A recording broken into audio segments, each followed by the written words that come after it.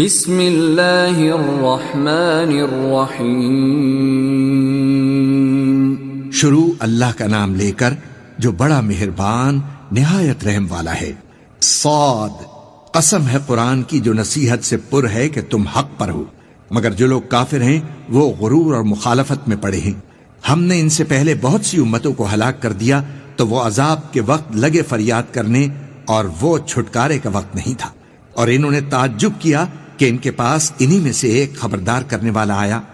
اور کافر کہنے لگے کہ یہ تو جادوگر ہے جھوٹا، کیا اس نے اتنے معبودوں کی جگہ ایک ہی معبود قرار دے دیا؟ یہ تو بڑی عجیب بات ہے۔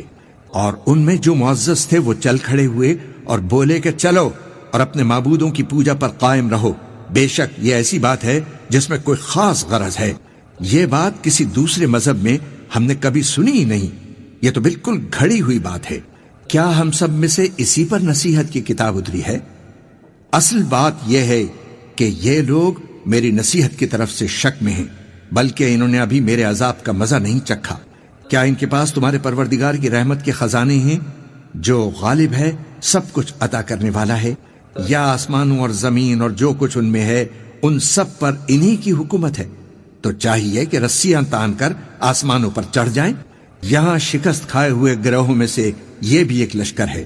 ان سے پہلے نوح کی قوم اور عاد اور میخوں والا فرعون بھی جھٹلا چکے ہیں، اور سمود اور لوط کی قوم اور بن کے رہنے والے بھی یہی وہ شکست خوردہ گروہ ہیں۔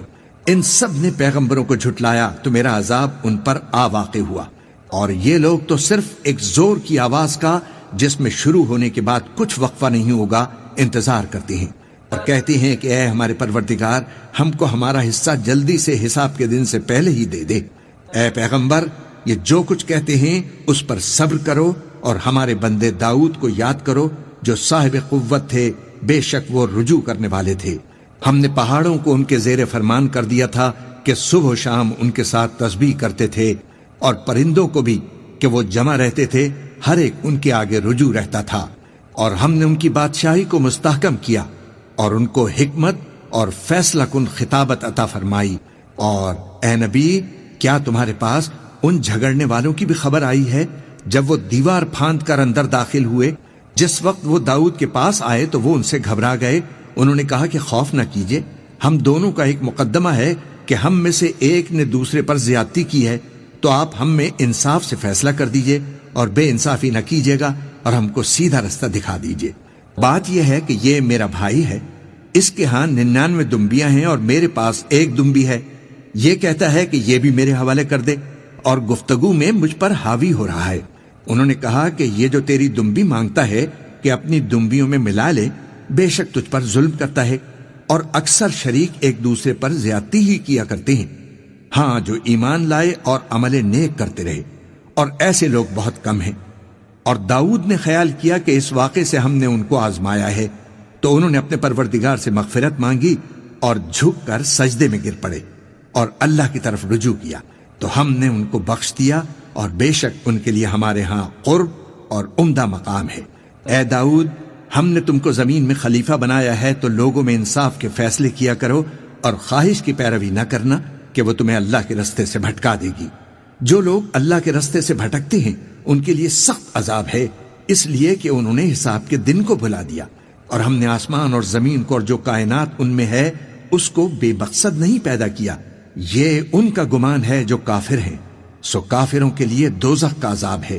جو لوگ ایمان لائے اور عمل نیک کرتے رہے، کیا ان کو ہم ان کی طرح کر دیں گے جو ملک میں فساد کرتے ہیں، یا پرہیزگاروں کو بدکاروں کی طرح کر دیں گے؟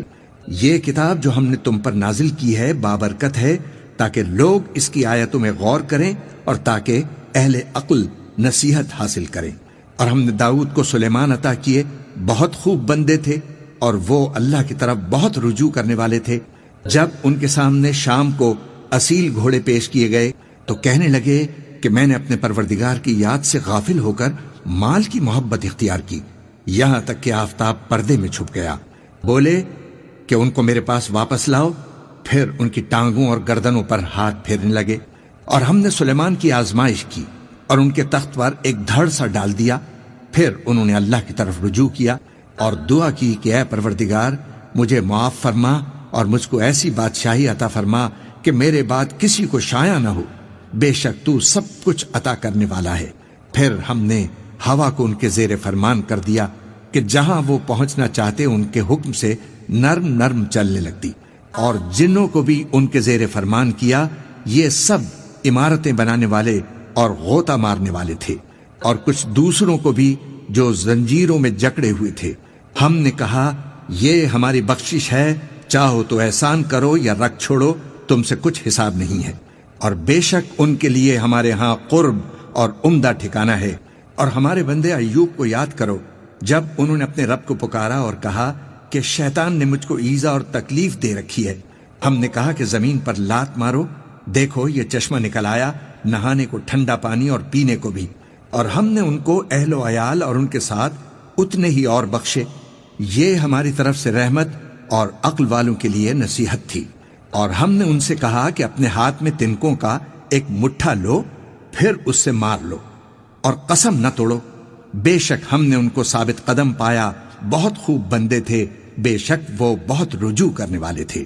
اور ہمارے بندوں ابراہیم اور اسحاق اور یعقوب کو یاد کرو، جو قوت والے اور صاحب نظر تھے۔ ہم نے ان کو ایک صفت خاص آخرت کے گھر کی یاد سے ممتاز کیا تھا، اور وہ ہمارے نزدیک منتخب اور خوبی والوں میں سے تھے۔